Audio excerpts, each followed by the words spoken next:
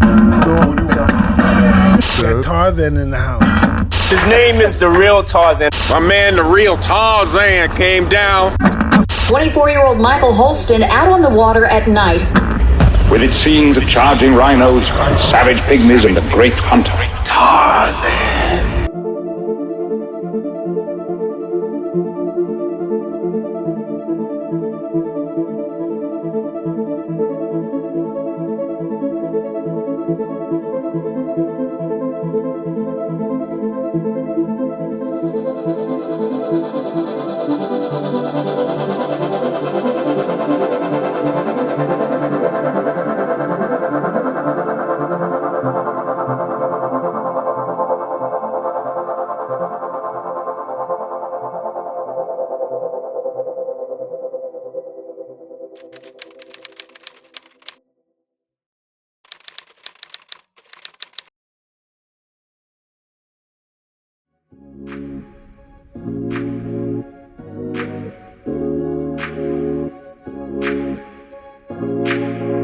Welcome to the Tarzan Show. Today we are in Mexico, day one, numero uno. So we just left Bora Bora. We did humpback whales, stingrays, sharks, the whole gang underwater. Now we're finishing our underwater experience here in Mexico. Now we're going out to Banco Chinchorro and we're gonna hang out with some massive crocodiles, the American crocodile. We're gonna get on a boat. We're gonna go 2 hours out to the middle of the ocean. But we just left an 8-hour flight from Bora Bora all the way to LA. LA took 4 hours all the way to Mexico and took a 5-hour car ride all the way here. Now we had a 2-hour boat ride out there. We stopped in LA for a few hours, got a haircut, took a shower, got a little bit of rest, washed our clothes, and now we're here. See you guys soon.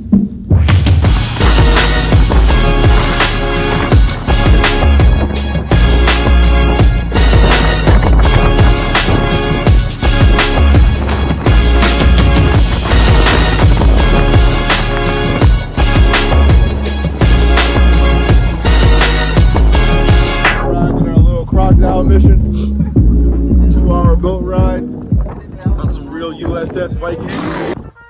What's up, guys? I want to give you guys a quick tour of where we're at and what we're doing. So here's our kitchen. Another kitchen over there. That's the trash. That's where we're sleeping at. Eduardo.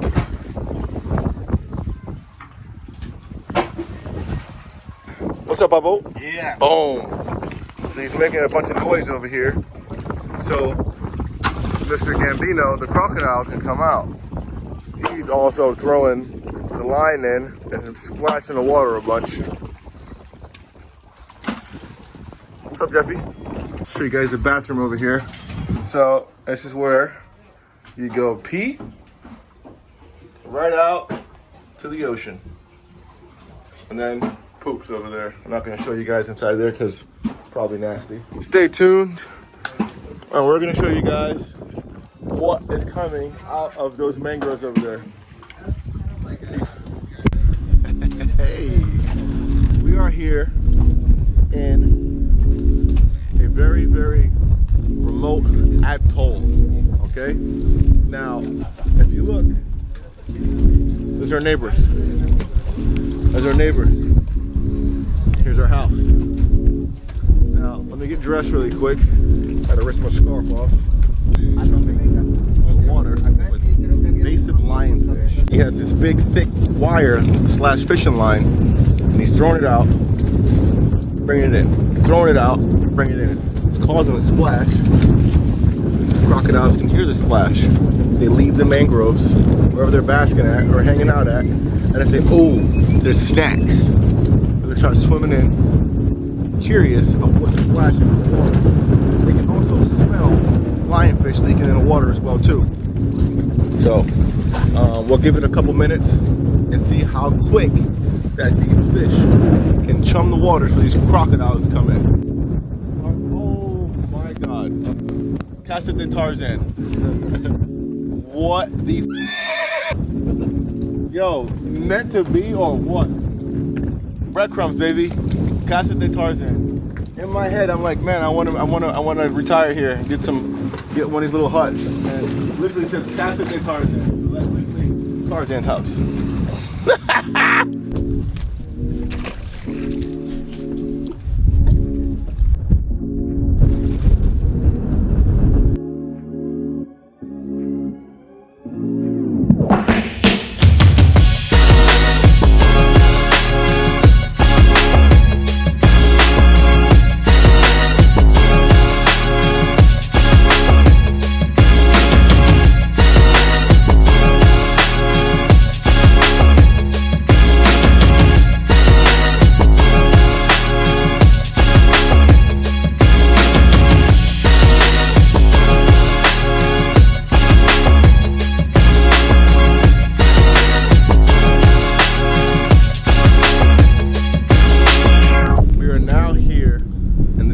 Habitat of the green iguana. Now, if you look, there's one right here along the bank on top of this green bush. You see his head right there popping up. You see it popping up. You see me pointing at him. Now, it's a big male. Big males have big, large dewlaps, and they also have battle for territory and mating purposes as well. We're just gonna walk along the beach edge over here and see what we can find. Now, the cool thing is the main diet for these guys are gonna be dark leafy greens, some fruits, and also a small percentage, about 7% of their diet to 13% of their diet will be small crabs, small birds as well too. And again, we're not touching anything or catching anything. I know you guys seen me catch tons of iguanas before in the past, but those are invasive iguanas from Florida and Miami. When I meet iguanas in their natural habitat to visit them, I don't want to touch them. Look, big old crab just came out of there, scurrying off into the distance. I always tell you guys about microplastics. I'm going to stop talking about animals for a sec. I'm going to come down. Look at this. All this right here is microplastics. Now, if you look, here's a fork, piece of a cup, piece of a bottle. All these little pieces of plastic break down into the bed of the sand. Animals eat seaweed, kelp, all types of stuff, and they also ingest this plastic. Now, when an animal is constantly foraging on the ground and picking up plastic and eating it, as well as floating debris and eating it, guess what happens? They get impacted, they can't digest the plastic, and they end up dying. And when they die, they wash up, people do autopsies on them, open their stomach up, ton of plastic. But if you look, there's nothing but plastic everywhere. It sucks, man, but we gotta make a change. We gotta go biodegradable, eco-friendly. Throw your stuff away, man, recycle it. Put it in the proper trash cans where it's supposed to go. This is your green anole. If you look on this branch right here, I've never seen a green anole this big, and he has a ton of blue on him. Wow, look at that animal, man. Now, these guys also battle invasive species. The brown anole. The brown anole comes through, they breed faster, they multiply faster, and they're more hardier than the green anole. But this guy is by far the biggest green anole I've ever seen in my life. So if you guys follow me back here, I'll show you guys the green iguanas I'm talking about. I'm not gonna go too far into their space. I'm gonna stay right here, see if I can toss them some food. These guys are coming out of the woodwork.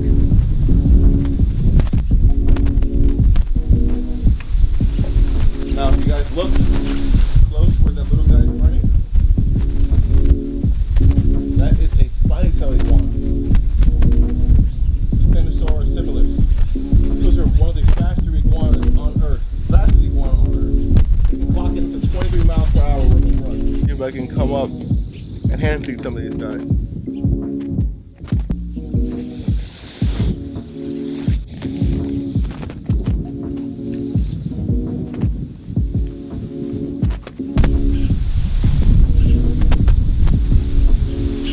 Over 2.5 years ago, we caught a cold strike out in Florida. It got real cold, and iguanas were dropping out of trees.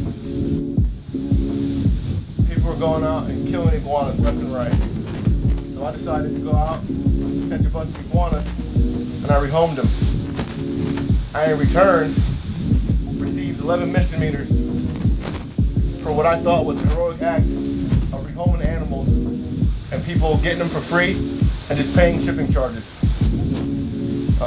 Again, I received 11 misdemeanors and I fought that battle for many years in court, paid a lot of fines, lost a lot of deals. People looked at me as if I was a villain for trying to save an animal. Just about less than a month ago, actually about 2 weeks ago, 3 weeks ago, I received news that I finally beat my case. And it was definitely a sign of relief. Many people told me just to, you know, say I was guilty and take the charges, but I wanted to fight it, you know, and it wasn't just for me, because, you know, I've been through other things in my life that were far worse, and I know these guys have been going through some stuff as well too, and I wanted to give them a voice, I wanted to give them a chance, another chance of survival. Even though they're invasive species, they don't belong there, I still thought, in my mind and my heart, they deserve a chance at life. That's what I provided. And thank God I finally beat the case. They dismissed all my charges, and I'm a free man from that. But it wasn't about me, it was about them, you know?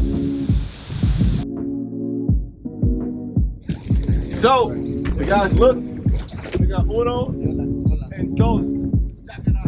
Alright guys, so it is the second dive of the day.